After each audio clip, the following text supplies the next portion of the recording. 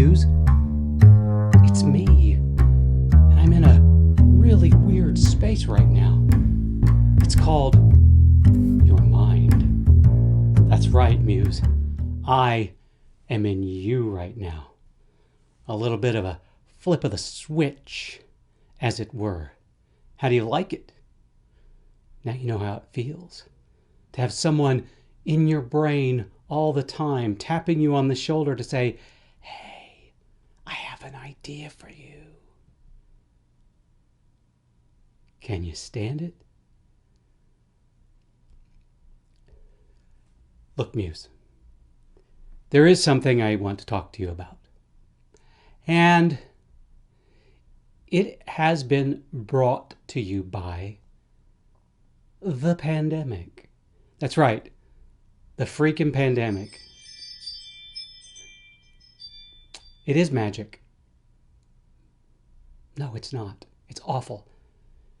You and I and everyone else are all suffering under the weight of this thing.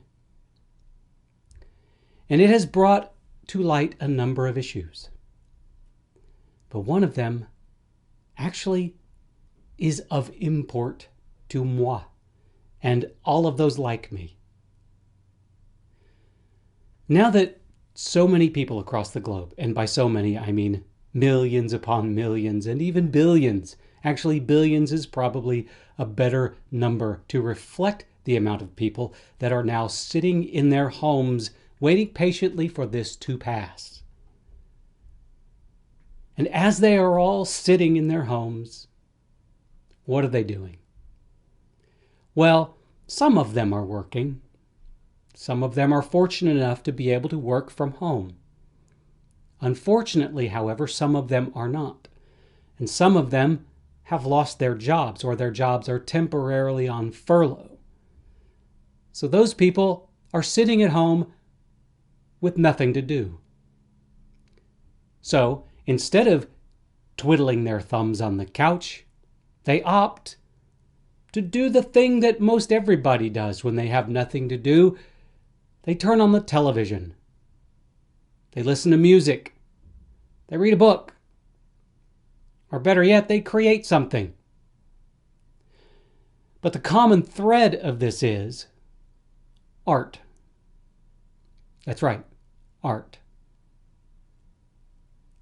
While we are all dealing with the fact that we have to stay about 6 feet away from each other and not able to work, we are all falling into a dependency of art.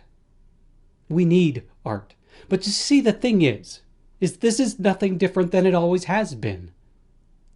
But what it's doing is it's making sure that everybody understands, fully understands, just how important art is. Because if it weren't for television and music and books and yada and yada and yada, people would be losing their freaking minds.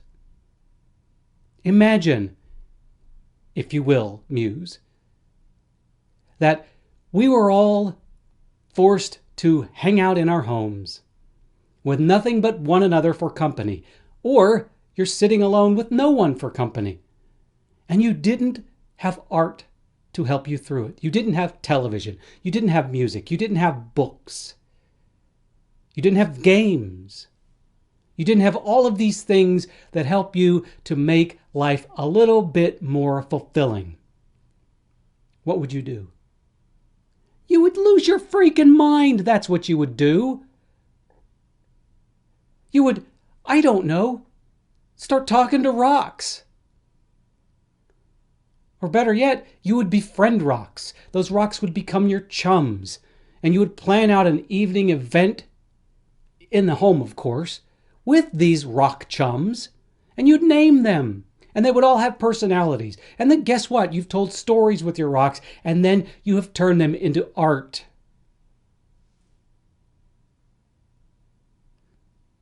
And the thing is that up until now, so many people, so many people have taken art for granted. We just assumed it was always going to be there. And we also assumed, or not we, not the collective we, assumed it was just going to be there for free. And if it wasn't, no big deal. If we didn't have books, no big deal. If we didn't have television, oh well. If we didn't have music, what's the big hoop? The big hoop? I don't know what the big hoop is. But the truth of the matter is now everyone is finding out just how precious a commodity artistic endeavors are. Because if you didn't have television, if you didn't have music, if you didn't have books, you would be facing this pandemic with nothing but your imagination to get you through. And even then, eventually, your imagination would probably create art.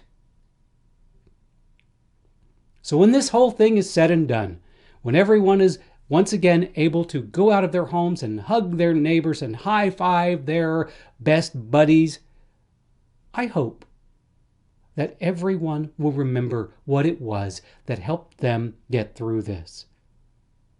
It was actors and directors and musicians and writers and the magic that is art. Because if we didn't have this, I don't know how we would make it. I don't know how people living together would survive this. So during this pandemic, I'm still creating. I'm still writing. I am writing like a fiend, actually. I'm over halfway done with Defying Gravity, and it is going splendidly. Thank you very much for the idea, Muse.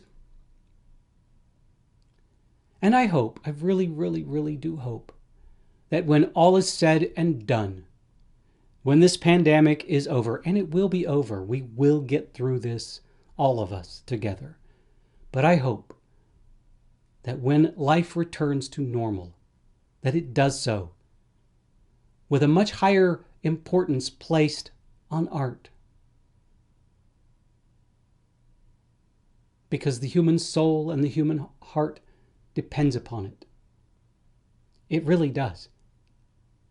Art is not a luxury. Art is not something to be taken for granted.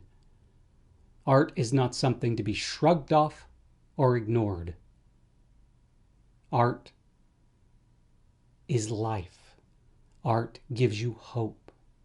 Art feels your heart, it does feel, but it also fills your heart with joy and possibility. And without it, kind of empty. And now, everyone across the globe is understanding just how important art is. So, maybe when this is all over, there will be a renaissance, an artistic renaissance. And artists will be held not necessarily on the pedestal, but will be respected in the way they should be. We are not an afterthought. We are important. And we contribute to life and make it better. And Muse, if it weren't for you, I probably wouldn't be creating as much art as I do. So thank you, Muse. I hope that you know how much I appreciate you. Your ideas fill me with life.